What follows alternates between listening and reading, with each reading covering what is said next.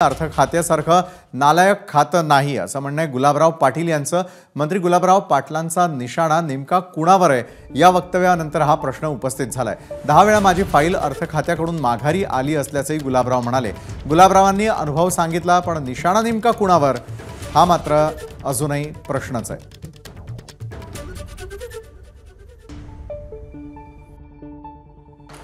BRC वाले, CRC वाले, अमुक वाले सगळे पाठी लागले आहे। एक एक करतोय, पण म्हणजे मला म्हणायला नाही असं पाहिजे।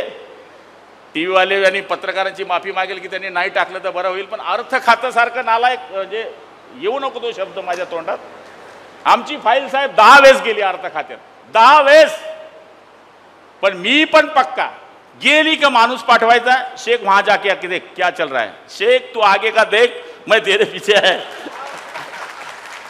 तिथं जाऊन कंटिन्यू आमची फाईल निगेटिव्ह होऊन यायची, कंटिन्यू आमची फाईल निगेटिव्ह होऊन यायची, पण मी पिछा सोडला नाही आणि आमच्या या मंडळीने पिछा सोडला नाही। जर हे 5-7 लोक माझ्या मागे राहिले नसते तर कदाचित मी कामाच्या व्यापामध्ये दुर्लक्ष केलं असतं। कंटिन्यू फॉलोअप घेणारा माणूस असला तर कसं काम होतं हे आपल्या हातपंप कर्मचाऱ्याच्या लोकांनी दाखवून दिलं।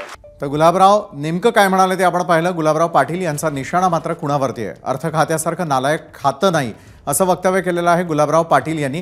त्यांनी आपला अनुभव सांगितलेला असला तरी देखील त्यांचा निशाणा नेमका कुणावरती आहे हा प्रश्न अजूनही अनुत्तरित आहे। 10 वेळा माझी फाईल अर्थ खात्याकडून माघारी आल्याची नाराजी देखील त्यांनी व्यक्त केलेली आहे। तर गुलाबरावांनी अनुभव सांगितला, पण निशाणा नेमका कुणावरती हा प्रश्न अजूनही कायम आहे। एबीपी माझा, उघडा डोळे बघा नीट।